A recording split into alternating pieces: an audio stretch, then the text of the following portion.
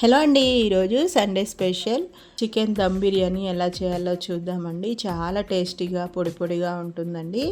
So process ఏంటో చూసేద్దాం, వచ్చేయండి. ఫస్ట్ అయితే ఒక ప్యాన్ తీసుకొని ఒక 2 టేబుల్ స్పూన్స్ వరకు ఆయిల్ వేసుకొని బాగా సన్నగా చాప్ చేసుకున్న ఆనియన్స్ వేసుకోవాలండి. మధ్య మధ్యలో మిక్స్ చేసుకుంటూ లో ఫ్లేమ్లో పెట్టుకొని బ్రౌన్ కలర్ వచ్చేంత వరకు బ్రౌన్ ఆనియన్స్ని ఫ్రై చేసుకొని పక్కన పెట్టేసుకోవాలి. నెక్స్ట్ చికెన్ మ్యాగ్నేట్ చేసుకుందామండి. ఒక 750 గ్రామ్స్ వరకు చికెన్ని ఇట్లా పెద్ద ముక్కలుగా కట్ చేసుకొని ఘాట్లు పెట్టుకొని ఒక 2 టైమ్స్ అట్లా వాష్ చేసుకోవాలండి. అందులోనే మ్యాగ్నేట్ చేయడానికి తగినంత ఉప్పు, పసుపు, కారం, నేను ఏవి ఎంత అనేది క్వాంటిటీ క్యాప్షన్స్లో మెన్షన్ చేశానండి.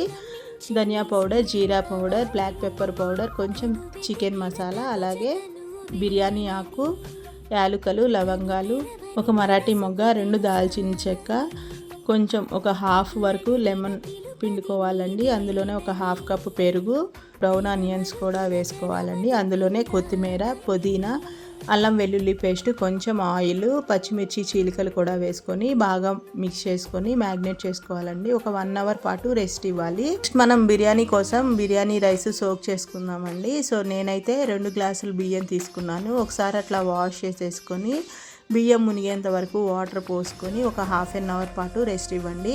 1 అవర్ తర్వాత సోక్ చేసుకున్న చికెన్ని ఇట్లా దబరా గిన్నెలో వేసుకోవాలండి. మీరు బిర్యానీ దేనిలో చేయాలనుకుంటే ఆ గిన్నెలో ఇలా ఒకదాని పక్కన ఒకటి చక్కగా ఇట్లా పేర్ చేసుకొని ఆ గుజ్జు కూడా మొత్తాన్ని వేసుకొని లో ఫ్లేమ్లో పెట్టుకొని స్టవ్ మీద పెట్టుకోవాలండి. ఈ లోపు మనం బిర్యానీ కోసం వాటర్ వేసుకోవాలండి. రైస్కి ఎక్కువ వాటర్ వేసి పడుతుంది. సో మనము స్ట్రైన్ చేస్తాం కదా, సో బిర్యానీకి కావాల్సిన మసాలా దినుసులన్నీ కూడా వేసుకోవాలి.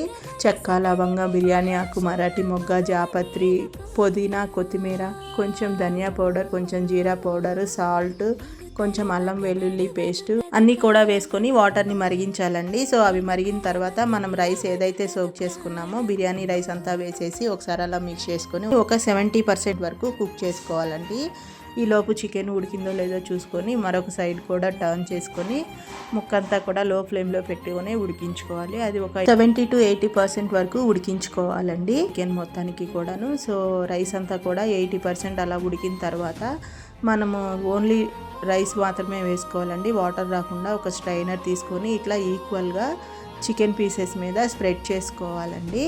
సో ఒక లేయర్ లాగా స్ప్రెడ్ చేసుకున్న తర్వాత పైన మనం కట్ చేసి పెట్టుకున్న కొత్తిమీర, పుదీనా, బ్రౌన్ ఆనియన్స్ ఇట్లా స్ప్రెడ్ చేసుకుంటూ ఉండాలండి. వీడియోలో చూపిస్తున్న విధంగా అవన్నీ వేసుకొని మళ్ళీ నెక్స్ట్ కూడా ఇంకొక లేయర్ రైస్ వేసుకొని పైన సేమ్ అలాగే కొత్తిమీర, పుదీనా, బ్రౌన్ ఆనియన్స్ ఎక్కువగా ఉంటే బిర్యానీ అనేది చాలా టేస్ట్గా ఉంటుందండి.